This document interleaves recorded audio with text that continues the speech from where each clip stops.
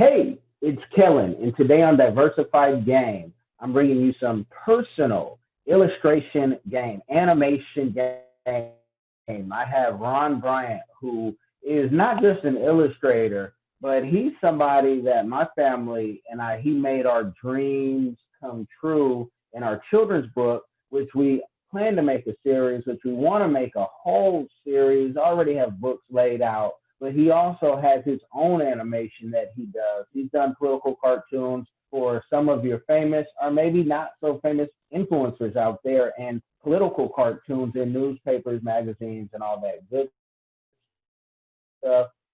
Ron, welcome to the show. How you doing, brother? Hey, thanks for having me, my brother. Hope all is well with you and the family. Yeah, and I hope the same for you. You know, we're in madness, and finally we get to have this time where we can talk about, all things illustration and the business of it. And I don't want to replicate the young lady last year who did a great interview with you and you gave a lot of good information. But tell me and tell the audience, because I know, how did you get into illustration and especially becoming a paid illustrator? Because I know art is not the easiest thing to get into. No, it isn't. I've been an artist, a cartoonist all my life. As a child, I used to draw different comic book character with my brothers. I used to draw the Spider-Man, the Fantastic Four, etc. But I didn't really take it serious until the early 80s, which at the time, my brother, he was attending East Carolina University, majored in illustration. He suggested to me that I probably take it a bit more serious and look at maybe pursuing art as a career. That's what I did. I started off in Greenville, North Carolina. And at the time, I was working in a hospital alongside with registered nurses. And I saw this one cat, man, a doctor, and I thought he was the most obnoxious person I've ever seen at the time. And I created a character called Doc Dog. And my brother, man, he saw the character. He said, yo, can I run this in the university newspaper? I said, yeah, run it. And that began my art career. After that particular experience with my first character, Doc Dog, I started getting calls from different advertising companies to create illustrations for their businesses. And then from there, both me and my brother, we moved to Atlanta. And I continued drawing the comic strip Doc Dog until it was suggested to me through Pulitzer Prize winning artist, editorial cartoonist Doug Marlette, and as well as my brother, at the time he was the art director for Atlanta Voice, that maybe I should try something a little different and jump into drawing cartoons that more pertain to the Black experience. And that's how I began drawing editorial cartoons. So I thought at the time that I should be able to syndicate my cartoons. But the syndicates were quite, they weren't feeling it because it was too pro-Black. So what I decided to do for myself was, if they weren't going to syndicate me, I would syndicate myself. And I became cutting edge cartoons. And through that self-syndication, I was published in over 75 Black newspapers, as well as Emerge Magazine, Upscale Magazine, and several other magazines in Atlanta. Now, I got to ask, did that doctor ever find out that you were writing about him and creating cartoons about him? No, he never found out. Okay. He never found out, man. But the Doc Dog character, imagine Snoopy, okay? Imagine Snoopy with shades and with a physician's coat, a physician's jacket, black tie. Okay, and the interesting thing about Doc Dog was he was a doctor, but he was also an entrepreneur. So he was finding other ways. He was finding other ways to scam people. So he was scamming people. He was an entrepreneur. He was a womanizer. He was kind of all the things that actually, when I think of Doc Dog, he was all the things that I see in our current president. You know what I'm saying? He was finding any opportunity to make money for himself. He didn't care about anybody else. Doc Dog had kind of an Elvis wig. You know what I'm saying? Then he had the shades. And he became very popular on the ECU campus. So to answer your question again, no, he never realized, he never found out that my character was based on him. I asked because as a teenager, I wrote a story that almost got me in trouble, and because I had put some friends in it, a teacher actually had reported it to the principal with the police, and she was, and it was a crazy story, but he was like, I don't know, either his imagination is off the hook or he needs to be locked up.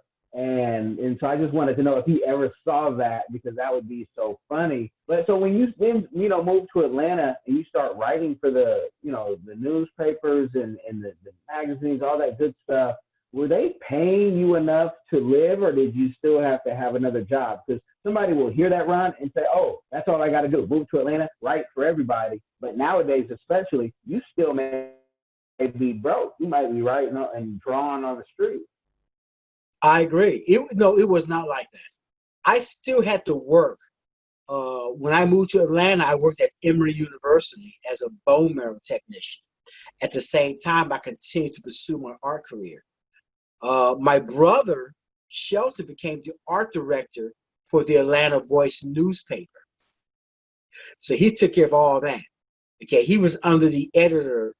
Stan Washington was his editor. And at the same time, I was starting to push my cartoons. So it's not like, okay, hey, I couldn't get syndicated. I can syndicate myself and blah, blah, blah. It wasn't like that. It was a struggle. It was a challenge, because a lot of the content, man, that I was illustrating, it kind of gone against the norm. So even for a Black newspaper, if you present something in an illustration that is about economic injustice, police brutality back in the day, most Black newspapers were threatened by that type of commentary, because they didn't want to offend their advertisers. So I had to deal from that aspect. Now, what I did was I started with the Atlanta Voice. Then there was a local newspaper called the Atlanta Metro. And the publisher came to me and he said, you know what? Why don't we form our own Black syndicate? So they got me and 4 other Black cartoonists. But that didn't turn out well, because they were taking the revenue and we weren't seeing any money. So after we all went our own ways, our own separate ways, I decided to just push outside of Atlanta and display my cartoons to other Black newspapers throughout the country. And that's how I was able to pick up those newspapers. So it took probably maybe 2 or 3 years before I was able to attain 75 papers. And then Emerge Magazine, through the direction of Pamela Fortson, she saw my work, and I started appearing in Emerge Magazine every other month. So that's how I was able to make my income. So I still had to maintain my job. Okay. I had to maintain my job while I pursue my dream. Which happens with a lot of artists, and just a lot of, I mean, there's people who have successful businesses, even Barbara from the Shark Tank, talked about, I think, having 80 employees and she still had to work her job. And, I think a lot of times people want things to come quick and easy and they don't Mhm. understand. You can make everything look good on Instagram. But yeah, you have to make sure you can, pay the bills. What do you think that would have there been an easier path if you would have went not so edgy? Because your stuff is still edgy. You haven't lost your edge, at all. You know, I had the choice of taking a more docile path, like other cartoonists, like Beasley. Mm. He did the comic strip of Curtis. There weren't too many editorial cartoonists back then of the melanin persuasion, so I can't make the comparison. But when it comes to comic strips, you had Jumpstart, you had Curtis, you had Jamal and Malcolm, and their comic strips was more. It was softer. It wasn't as threatening to the dominant society. So I could have easily taken that path, but I felt it was my responsibility to illustrate based on what was happening in our community.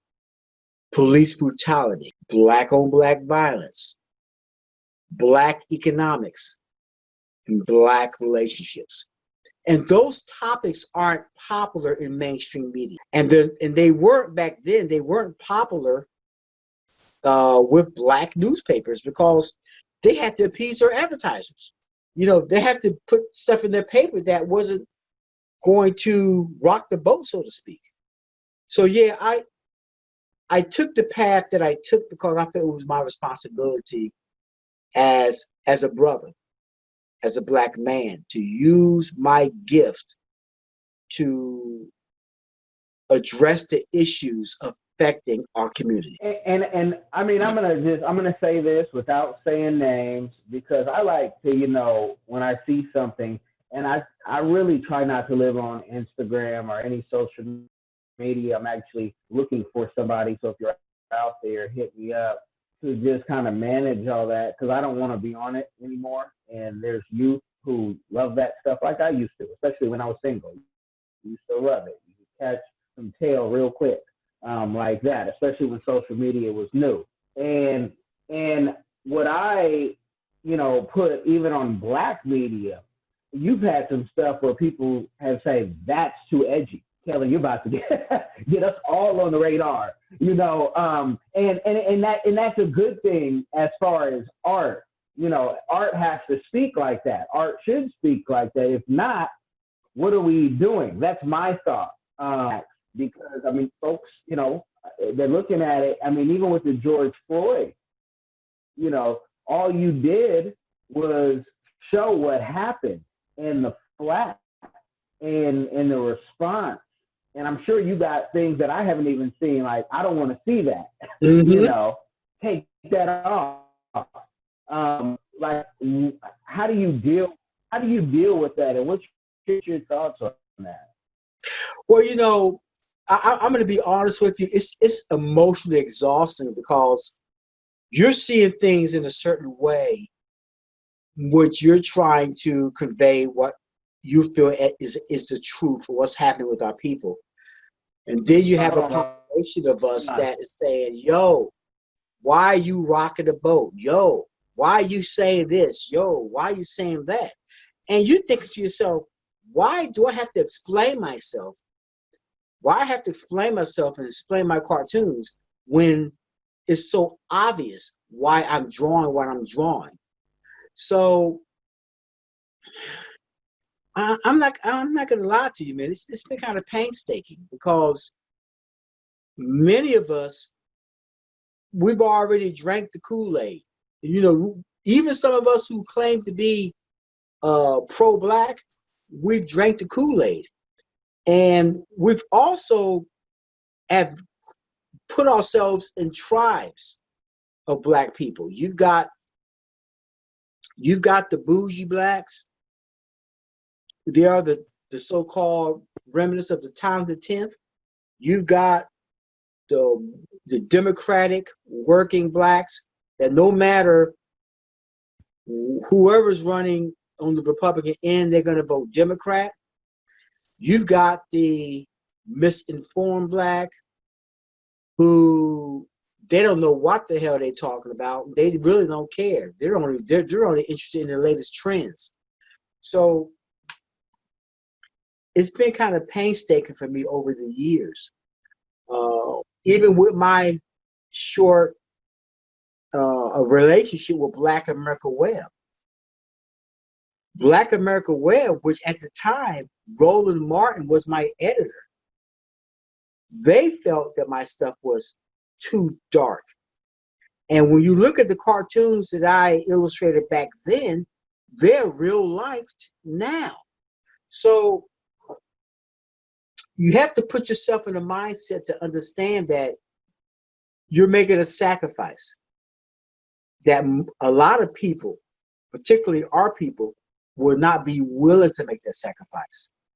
But after talking to my son this evening, we have a new generation that understand that in order for there to be equality, equal justice, equal economic opportunity, they have to take a stand on the issues that are the most unpopular issues. And this is something I did many years ago. But back then, I was ostracized. Now, it's becoming not mainstream, but not only are the young brothers and sisters starting to embrace what I used to draw and what I did draw back then, but other groups of people, Latina, white, they're starting to embrace it as well. So yeah, it was painstaking, man. It was painstaking. I mean, even Facebook. I can't express to you how many group pages I've been blocked because of my cartoons. Because when I talk about black business, I believe in black business is a team sport. You know, you've got to put, in order for a black business to succeed, a black business can't succeed without a black media. It just can't. You need a black media, and you have to put that black media with black business for a black business to succeed. And I show some examples of how I gave back to black business, but in turn, they didn't give back to me. All right. So there is a segment of our society that's starting to awaken and understand the importance of what I've been saying for the past 20 years. But it's been painstaking. Yeah, many moons ago, I understood the people that I pour in, they're not necessarily going to pour back into me, but it's going to be, sometimes strangers. Sometimes they're going to look like you, and a lot of times they're not going to look like you. And that's the part where authors like Seth Godin have talked about. You got to find your tribe. And if you think that your tribe is just on your block or just in your family, it's wrong. You're gonna miss it because somebody's gonna, and so that bitterness, to hear you say that, I'm glad, because at some point you can get bitter and you can get it's like a mindset of why don't they get it, and then you'll start thinking higher of yourself than you really should, and that's when pride comes before the fall.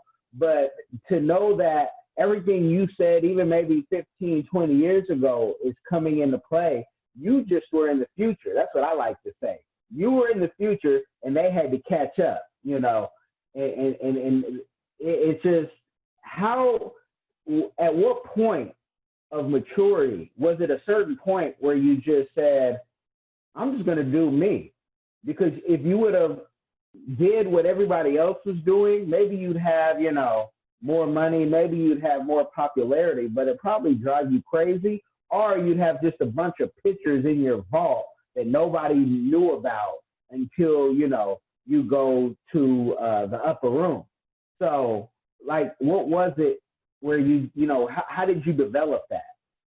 Well, first I have to answer to my family, and I have to set the standard as a Black man.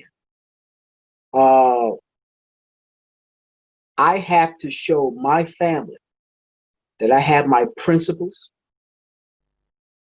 I have my passions, I have my rights, and I put all those things in my cartoons, whether they be popular or unpopular. Because one day, when God calls me home, my illustration will be a reflection of who I am. And when that time comes, people will see, okay, this is what this brother been talking about all this time. And they will start to appreciate and hopefully elevate my work to a level which is mainstream. I don't see that day now. I don't see it now, because although as a society we are evolving as a society, and particularly white people are starting to wake up towards a lot of the racial injustices that we've been plagued with over 400 years. I really don't see a significant change this year, but I see we're going in the right direction. But what was really important for me as a Black man, as a Black artist, and not only that, as a business owner, I had to set the example for my children first and foremost, before the community. I had to set the example for them that they could be self-reliant. They can have their opinions. They can voice their opinions without fear, and they could use their skills, their talents to bring their opinions to the forefront. So to me, that was to this day, that is the most important thing to me. So regardless of whoever don't appreciate my work or condemn my work, it's more important to me that my children know that I stood my ground. I stood for what I believed in, and I used my skill, my talent, to bring to the forefront the issues affecting our people. Period.